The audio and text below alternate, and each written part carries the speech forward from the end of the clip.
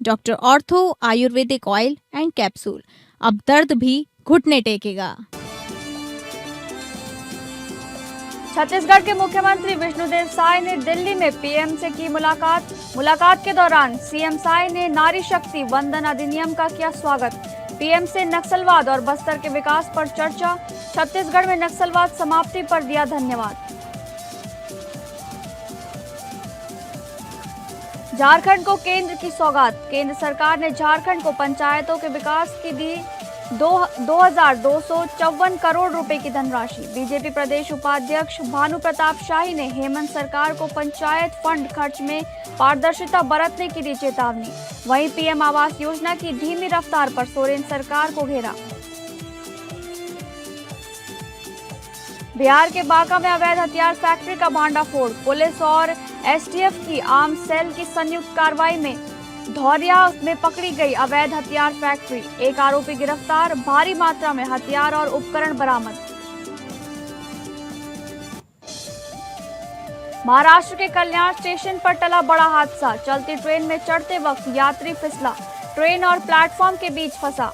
RPF जवानों की सतर्कता से बाल बाल बची 63 वर्षीय यात्री की जान।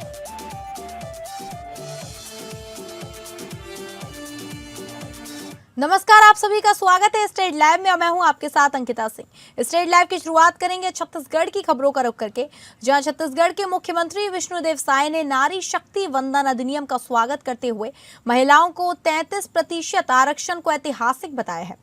दिल्ली प्रवास के दौरान उन्होंने पीएम से मुलाकात कर नक्सलवाद समाप्ति और बस्तर के विकास पर चर्चा की। सीएम साय ने कहा कि नारी शक्ति वंदन अधिनियम महिलाओं के सशक्तिकरण की दिशा में बड़ा कदम है और इसके लिए प्रधानमंत्री का आभार व्यक्त किया। उन्होंने बताया कि दिल्ली दौरे के दौरान प्रधानमंत्री मोदी से मुलाकात कर छत्तीसगढ़ में नक्सलवाद समाप्ति पर धन्यवाद दिया गया। मुख्यमंत्री ने बस्तर के विकास को लेकर कृषि, वन उत्पाद, पशुपालन, मत्स्य पालन, पर्यटन और होमस्टे को बढ़ावा देने की योजनाओं की जानकारी दी।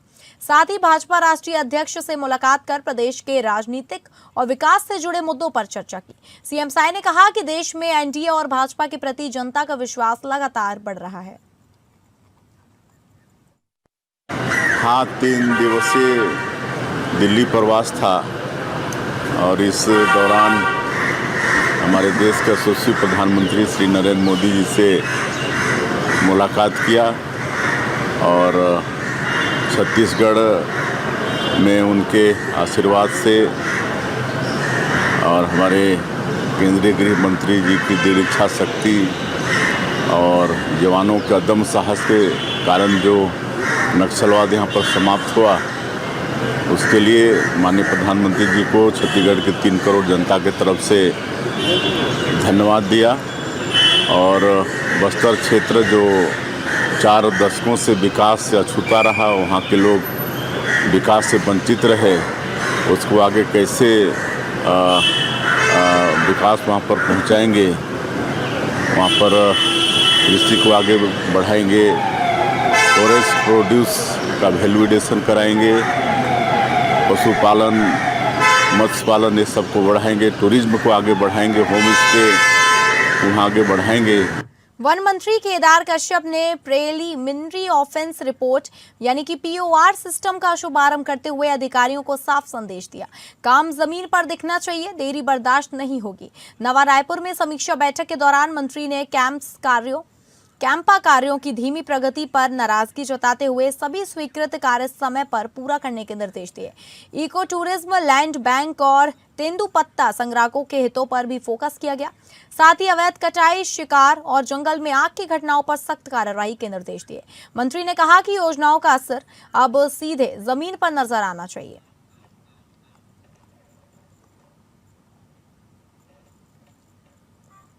रायपुर में आम आदमी पार्टी के प्रदेश कार्यकारी अध्यक्ष उत्तम जायसवाल ने प्रेस कॉन्फ्रेंसिंग में बताया कि आगामी डिजिटल जनगणना और 1 मई से 30 मई भौतिक सत्यापन के लिए निर्धारित 33 बंधुओं में अन्य ओबीसी वर्ग के अन्य के लिए अलग से कॉलम नहीं होने पर ओबीसी वर्ग की उपेक्षा किए जाने पर नाराजगी व्यक्त करते हुए कहा कि सरकार ओबीसी वर्ग के लिए दोहरा मापदंड अपना रही है। पिछड़े समाज के विकास की बात करने वाली केंद्र की मोदी सरकार और राज्य की साय सरकार आज इस मामले में असहाय क्यों नजर आ रही है।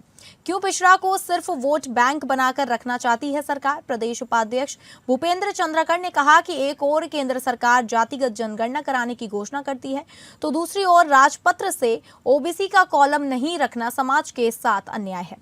आज की प्रेस कॉन्फ्रेंसिंग में आम आदमी पार्टी की ओर से उत्तम जायसवाल, भूपेंद्र चंद्राकर, अनुषा जोसेफ, पलविंदर सिंह पन्नू, मिहिर कुर्मी और शकील खान शामिल हुए। सड़कों में आ चुकी है। 72 में ज्ञापन दिया जा चुका है। एक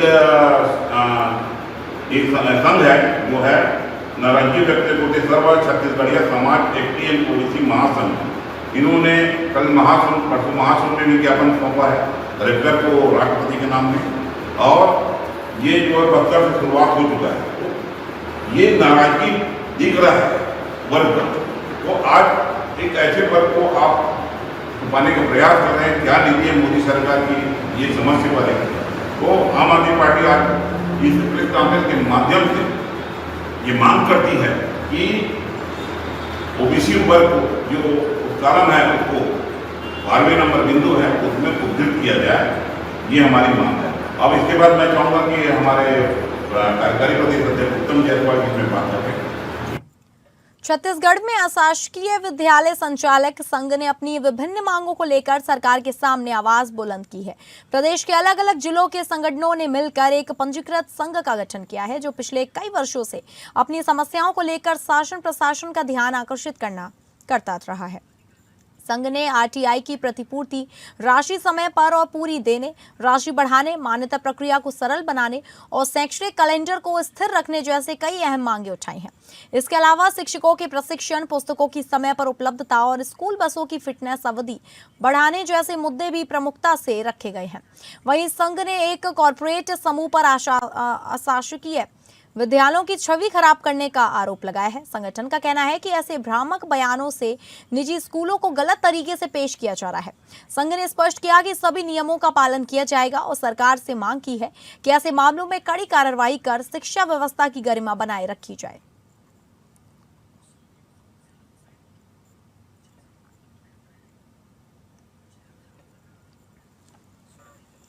अब रुक करेंगे झारखंड की खबरों का, जहां बोकारो में 4.29 करोड़ रुपए के ट्रेजरी घोटाले पर भाजपा प्रदेश उपाध्यक्ष भानु प्रताप शाही ने राज्य सरकार को घेरते हुए कहा कि हेमंत सोरेन की देखरेख में चारा घोटाले से भी बड़ा घोटाला राज्य में चल रहा है।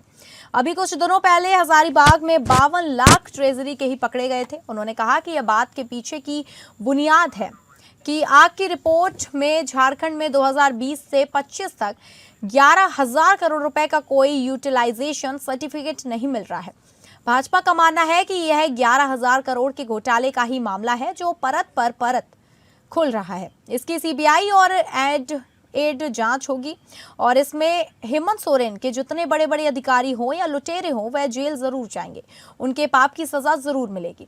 इस मामले पर धनबाद सांसद ढुल्लू महतो ने भी राज्य सरकार को घेरते हुए कहा कि हेमंत सोरेन अपने निजी लोगों से अवैध माइनिंग करवा रही हैं। उन्होंने बेरमो विधायक का नाम लिए बगैर कहा कि बालीटी साइडिंग से 2 नंबर का कोयला लगातार भेजा जा रहा है। सारा डीएमएफटी फंड का रुपया बेरमो में जमा हो रहा है। हमारी सरकार बनेगी तो गलत करने वाले जेल जाएंगे। देखिए, आप तो जान ही रहे हैं कि वर्तमान समय में बोकारो का मामला नहीं, पूरे झारखंड प्रदेश का आप देख लीजिए। डीएमएफटी का फंड कहां से आता है? ये राज्य सरकार से उत्खनन होने के बाद जो इसका रॉयल्टी आता है वो जमा होता है। मगर अभी तो उत्खनन आप देख रहे हैं, चाहे पत्थर के क्षेत्र में चले जाइए, बालू के क्षेत्र में चले जाइए, कोयला के क्षेत्र में चले जाइए, ये राज्य सरकार अपने निजी लोगों से अवैध माइनिंग करवा रहा है। अवैध माइनिंग के चलते हमें लगता है कि जो डिपार्टमेंटल है, बीसीसीएल कोल इंडिया का जो डिपार्टमेंटल काम कर रही है, उसमें ज्यादा उत्पादन नहीं होने के कारण ये 400 करोड़ आया होगा। अवैध माइनिंग के दौरान अभी देख रहे हैं बाली डिसाइडिंग में जो बेधड़ले से प्रत्येक दिन 4 रेक 5 रेक कोयला, खास करके 2 नंबर कोयला ज्यादा मात्रा में जा रहा है। केंद्र सरकार द्वारा झारखंड को पंचायतों के विकास के लिए भेजे गए 2254 करोड़ रुपए को लेकर प्रदेश बीजेपी ने आभार जताया है। रांची में आयोजित प्रेस वार्ता में प्रदेश उपाध्यक्ष भानु प्रताप शाही ने कहा कि इतनी बड़ी राशि राज्य गठन के बाद पहली बार ग्रामीण विकास के लिए मिली है, जो प्रधानमंत्री नरेंद्र मोदी की दूरदर्शी सोच का परिणाम है। भानु प्रताप शाही ने कहा कि राज्य की 4342 पंचायतों को औसतन 52 लाख रुपए दिए गए हैं, जिनका उपयोग गाँव के विकास में पारदर्शिता के साथ होना चाहिए। उन्होंने पंचायत प्रतिनिधियों से अपील की है कि वे इन फंड्स के सही उपयोग की निगरानी करें और किसी भी तरह की अनियमितता न होने दें। इस दौरान उन्होंने पीएम आवास योजना की धीमी प्रगति को लेकर राज्य सरकार पर निशाना साधा है और अबुआ आवास योजना को लेकर भी सवाल उठाए। उन्होंने चेतावनी दी कि यदि फंड के उपयोग में किसी तरह की गड़बड़ी या कमीशन खोरी सामने आई तो बीजेपी कार्यकर्ता चुप नहीं बैठेंगे और आंदोलन किया जाएगा। प्रेस वार्ता में पार्टी के अन्य पदाधिकारी भी मौजूद रहे। निर्माण कराने का काम किया था। उनका एक सपना था कि हम ऐसे झारखंड बनाएंगे जहां के गांव सुदृढ़ हो, समृद्ध हो, विकसित हो, गांव में बुनियादी सुविधाएं हो और गांव जब सशक्त होगा तो झारखंड भी सशक्त होगा। इस सोच के साथ उन्होंने झारखंड का निर्माण करने का काम किया था। श्रद्धेय अटल बिहारी वाजपेयी जी के बाद 10 सालों तक कांग्रेस की शासन केंद्र में रही। झारखंड के ग्रामीण विकास की हालत जर्जर थी। झारखंड के गांवों के खुशहाली के लिए कांग्रेस ने 2004 से 2014 तक कोई चिंता नहीं किया।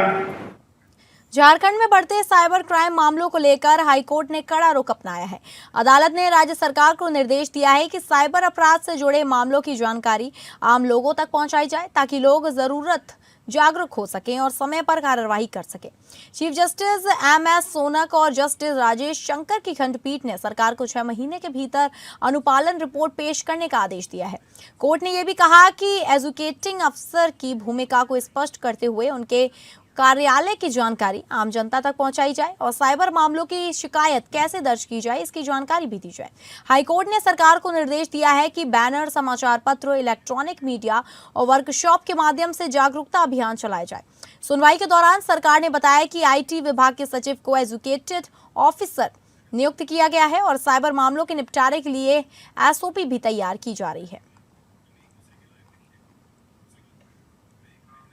धनबाद जिला के झरिया विधानसभा के चौथाई कुल्ही स्थित धनबाद सिंदरी मुख्य मार्ग के पास धर्मनगर में अचानक घरों में और जमीन पर पड़ी दरार की घटना के बाद मेयर संजीव सिंह, झरिया विधायक रागिनी सिंह, झरिया सीओ और बीसीसीएल अधिकारी घटनास्थल पर पहुंचे। उन्होंने घटनास्थल का जायजा लिया और प्रभावित परिवारों से मिलकर उनकी समस्याएं और हालात की जानकारी ली। यहाँ पीड़ित परिवारों में प्रशासन और प्रबंध के प्रति नाराजगी भी देखी जा रही है। मेयर संजीव सिंह और विधायक रागिनी सिंह ने बीसीसीएल अधिकारियों से वार्ता की और लोगों को सुरक्षित स्थान पर बसाने की बात कही। मेयर संजीव सिंह ने कहा कि यह क्षेत्र पहले खान क्षेत्र था और लोग करीब 50 साल से यहाँ निवास कर रहे हैं। पुराने खनन क्षेत्र की खोखली जमीन के कारण ऐसी स्थिति दोबारा पैदा होने की आशंका जताई जा रही है। करीब 10 घर प्रभावित हुए हैं। बीसीसीएल अधिकारी से वार्ता के बाद लोगों का सुरक्षा का ख्याल रखते हुए तत्काल बैलगाड़ियां में शिफ्ट किया जा रहा है। विधायक रागिनी सिंह ने कहा कि लोगों की सुरक्षा को देखते हुए तत्काल बैलगाड़ियां में शिफ्ट किया जाना ही उचित है। बरसात से पहले बीसीसीएल को खतरनाक क्षेत्र में रह रहे परिवारों को चिन्हित कर सुरक्षित स्थान पर पहले फेज में बसाने को कहा गया था, लेकिन नहीं हुआ। अगर कोई बड़ी घटना होती तो उसका जिम्मेदार बीसीसीएल और जिला प्रशासन होगा। घटना घटी है जहां पे घरों में दरार आए हैं। उन सभी घरों में जो अभी 10 लोगों का जानकारी है कि 10 घर जो है डैमेज हुआ है, तो तत्काल जो है बीसीसीएल प्रबंधन से बात हुई है। इन लोगों को तत्काल अभी बैलगाड़िया में ये व्यवस्था किया जा रहा है कि जिनके पास अभी कोई व्यवस्था नहीं उनको बैलगाड़िया में हम लोग व्यवस्था दिलवा रहे हैं। उन लोगों को यहाँ से शिफ्ट करने की बात चल रही है और घर अलॉट हो जा रहा है इनका और इनको वहाँ शिफ्ट किया जाएगा। को जानकारी मिली, अभी हम लोग आए, खुद से देखे और साथ में सभी को सूचना दिए। बीसीसीएल के सभी अधिकारी आए हैं, जीएम साहब हैं, सीओ साहब भी हैं और तत्काल अभी फिलहाल जो 10 घर बिल्कुल क्षतिग्रस्त हुआ उनको अभी हम लोग सुरक्षित जगह शिफ्ट करवा रहे हैं, और बाकी भी जैसे जैसे समय आएगा आसपास के भी जो लोग हैं उनके लिए भी हम लोग प्रस्ताव रखे हैं कि सभी लोग को बरसात से पहले शिफ्ट किया जाए। जैसे पहल चाईबासा के नीमडी कल्याणपुर में बुधवार रात्रि में एक युवती ट्यूशन पढ़ाकर अपने घर लौट रही थी। वहीं रास्ते में अज्ञात अपराधियों ने उस पर चाकू से हमला कर दिया। बताया जा रहा है कि युवती पर 5 से 6 बार चाकू से हमला किया गया, जिससे वह गंभीर रूप से घायल हो गई। वहीं उसे इलाज के लिए चाईबासा सदर अस्पताल लाया गया, जहां गंभीर हालत देख उसे बेहतर इलाज के लिए जमशेदपुर रेफर कर दिया गया। इस घटना को लेकर चाईबासा पुलिस जांच में जुटी है।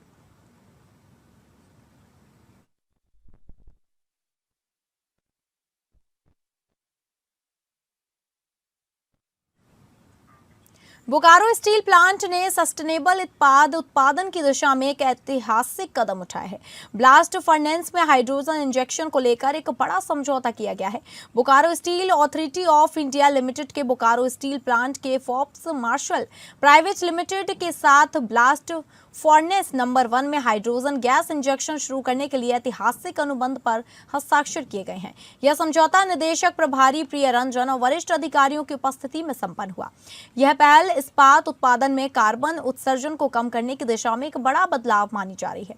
राष्ट्रीय ग्रीन हाइड्रोजन मिशन के तहत इस परियोजना में प्रारंभिक ईंधन की जगह आंशिक रूप से हाइड्रोजन का उपयोग किया जाएगा।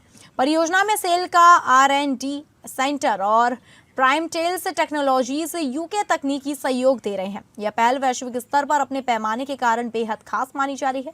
अधिकारियों के अनुसार इससे न सिर्फ कार्बन उत्सर्जन घटेगा, बल्कि Bokaro steel plant green steel नवाचार में अग्रणी भूमिका निभाएगा।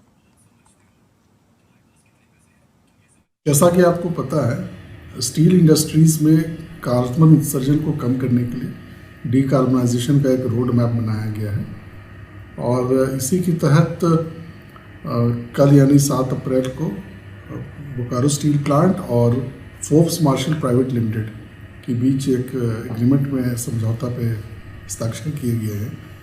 इसका मुख्य उद्देश्य ये है कि ब्लास्ट फर्नेस में जहां हमारा आयरन मेकिंग होता है, वहां पर कार्बन बेस्ड ईंधन का कम से कम उपयोग करने के लिए उसका वैकल्पिक एक प्रयोग किया जा रहा है, जिसमें कि हाइड्रोजन को इंजेक्ट किया जाएगा आंशिक रूप से।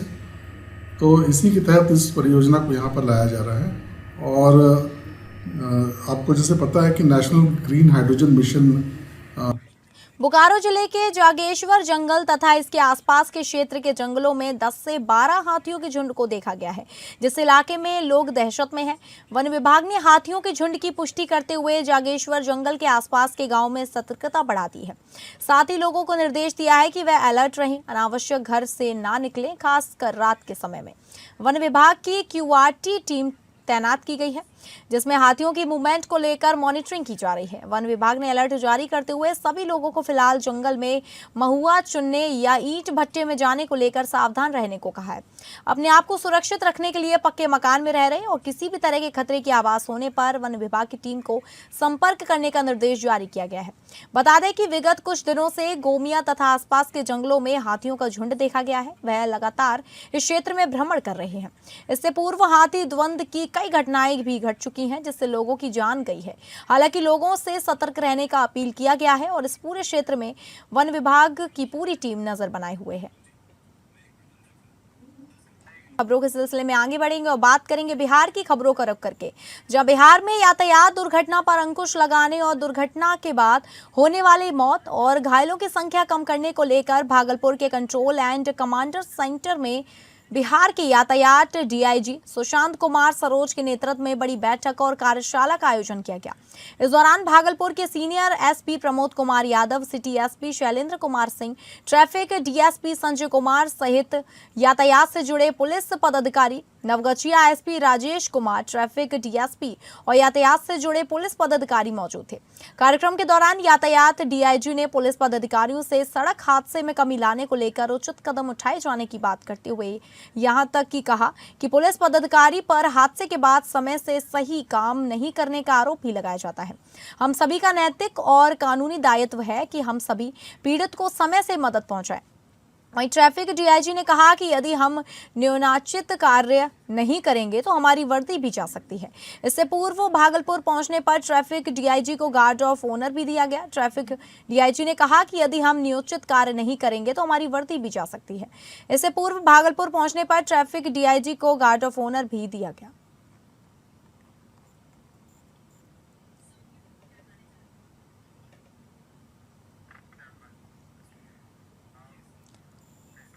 ललमटिया थाना क्षेत्र में अवैध मादक पदार्थ के खिलाफ पुलिस ने बड़ी कार्रवाई करते हुए एक महिला को गिरफ्तार किया है।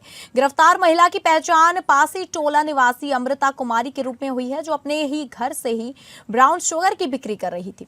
पुलिस को गुप्त सूचना मिली थी कि जिसके आधार पर छापेमारी की गई। नाथनगर की प्रभारी अंचलाधिकारी खुशबू आजम की मौजूदगी में विधिवत तलाशी के दौरान महिला के घर से 10.25 ग्राम ब्राउन शुगर और 1485 करोड़ रुपए नकद बरामद किए गए। पुलिस ने मौके से ही आरोपी महिला को गिरफ्तार कर लिया है। उसके खिलाफ मामला दर्ज कर लिया गया है। ललमटिया थाना अध्यक्ष दीपक पासवान ने कार्रवाई की पुष्टि करते हुए बताया कि पूरे मामले में आगे की कानूनी प्रक्रिया जारी है।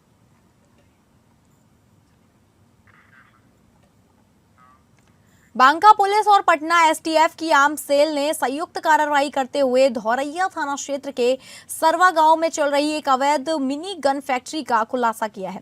इस छापेमारी में पुलिस ने भारी मात्रा में अर्धनिर्मित हथियार और उपकरण बरामद किए हैं।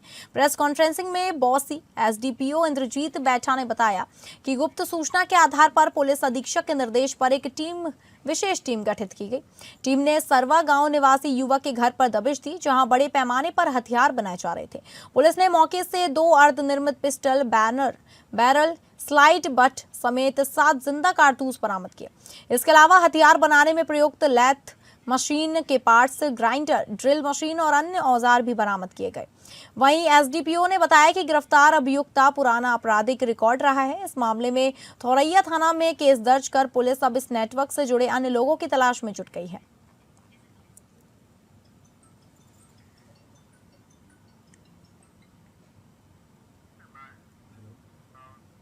शेखपुरा नगर परिषद के द्वारा शहर में आज अतिक्रमण के विरुद्ध बुलडोजर वाली कार्रवाई की गई।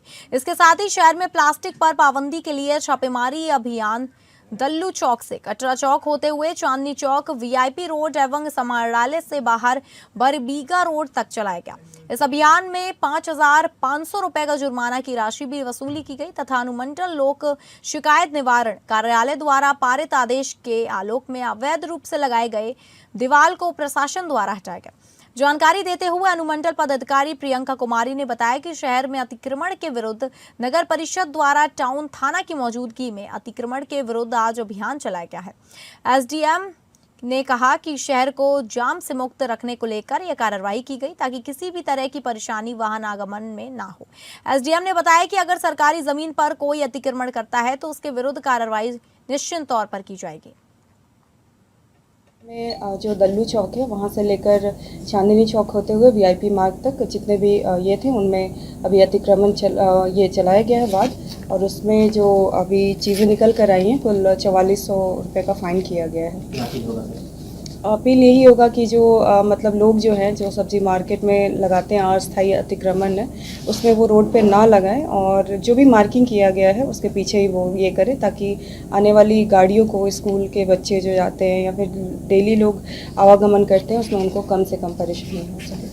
शेखपुरा जिला अंतर्गत मोबाइल फोन गुमशुदगी की बढ़ती घटनाओं को ध्यान में रखते हुए शेखपुरा पुलिस द्वारा चलाई जा रही ऑपरेशन मुस्कान के तहत एक महत्वपूर्ण सफलता प्राप्त हुई है। इस अभियान के अंतर्गत कुल 25 गुम हुए मोबाइल फोन बरामद किए गए हैं। बरामद किए गए मोबाइल फोन का सत्यापन उपरांत पुलिस अधीक्षक शेखपुरा के निर्देश अनुसार उनके वास्तविक धारकों के बीच विधिवत वितरण किया गया। इस कार्यवाही से आम जनता में विश्वास और संतोष का वातावरण बना है। उल्लेखनीय है कि शेखपुरा पुलिस द्वारा सभी थानों में गुमशुदगी की घटनाओं की जानकारी एकत्र कर तकनीकी अनुसंधान के माध्यम से लगातार कार्यवाही की जा रही है। इसी क्रम में पूर्व में भी जनवरी 2025 से मार्च 2026 तक लगभग 225 मोबाइल फोन बरामद कर उनके मालिकों को लौटाए जा चुके हैं। शेखपुरा पुलिस आम जनता की सुरक्षा और सेवा के प्रति पूर्णतः प्रतिबद्ध है तथा ऑपरेशन मुस्कान के तहत आगे भी इस प्रकार की कार्रवाई निरंतर जारी रहेगी। तहत जो गुम हुए खोए मोबाइल होते हैं उसके लिए लगातार हमारे DIU टीम के द्वारा उन खोए हुए मोबाइल को ढूंढते हुए जो ऑपरेशन मुस्कान के तहत कार्रवाई की जा रही है, उसके तहत पूरे जिले का 25 मोबाइल को बरामद किया गया। 25 मोबाइल बरामद करके उसके जो वास्तविक मालिक थे उन मालिक को आज हैंडओवर किया गया, ताकि जो भी मोबाइल है उस मोबाइल के आधार पर उनकी कार्यशैली बनी रहे। अब बात करेंगे महाराष्ट्र की खबरों का, जहां महाराष्ट्र की सियासत में बारामती सीट को लेकर बयानबाजी तेज हो गई है। भारतीय जनता पार्टी के नेता चंद्रशेखर बावनकुले ने कांग्रेस पर सीधा संदेश देते हुए कहा कि पार्टी बारामती चुनाव से अपना उम्मीदवार वापस ले। उन्होंने इसे महाराष्ट्र की जनता की भावना से जुड़ा मुद्दा बताया है। बावनकुले ने कहा कि बीजेपी की ओर से कांग्रेस से निवेदन है कि वह इस सीट पर चुनाव न लड़े। उनका दावा है कि बारामती को लेकर प्रदेश की जनता की स्पष्ट राय है और कांग्रेस को इस भावना का सम्मान करना चाहिए। उन्होंने चेतावनी भरे लहजे में कहा कि अगर कांग्रेस ने नाम वापस नहीं लिया तो उसके गंभीर राजनीतिक परिणाम भुगतने पड़ सकते हैं।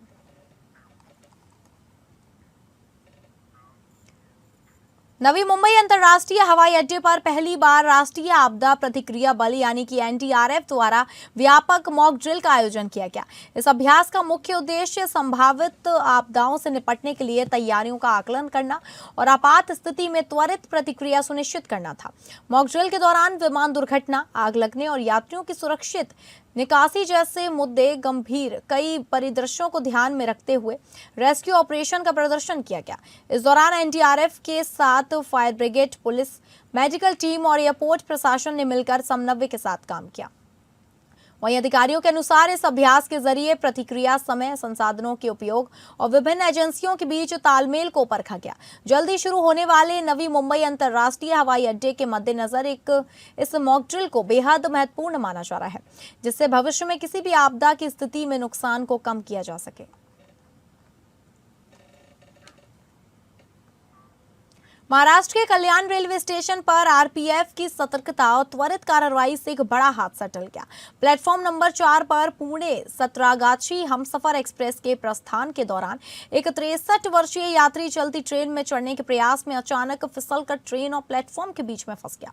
ड्यूटी पर तैनात RPF के प्रधान आरक्षक गजानंद अंभोरे और MSF जवान विशाल जाधव ने स्थिति की गंभीरता को भांपते हुए बिना देर किए दौड़ लगाई और यात्री को सुरक्षित बाहर निकाल लिया। उनकी इस त्वरित और साहसिक कार्रवाई से एक बड़ी अनहोनी टल गई। बचाए गए यात्री की पहचान अश्विनी कुमार बरवे निवासी बिलासपुर छत्तीसगढ़ के रूप में हुई। उन्होंने बताया कि वह चाय पीने के लिए उतरे थे और ट्रेन छूटने पर जल्दबाजी में चढ़ते समय उनका पैर फिसल गया। मुंबई के छाड़े जिले के उल्हासनगर से ठगी का एक चौंकाने वाला मामला सामने आया है, जहां एक शख्स खुद को IPS अधिकारी बताकर महिलाओं को नौकरी का झांसा दे रहा था। आरोपी CBI और पुलिस में नौकरी दिलाने के नाम पर सुशिक्षित बेरोजगार महिलाओं से लाखों रुपए वसूलता था।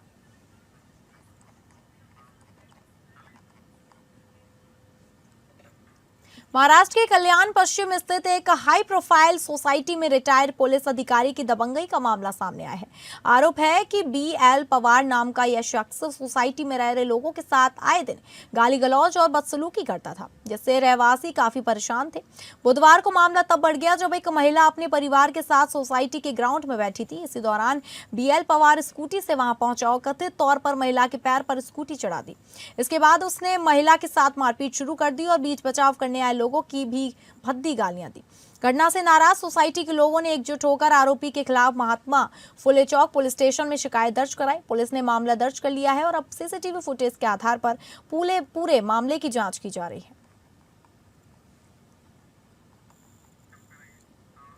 तो फिलहाल स्टेट लाइव में बस इतना ही। नमस्कार।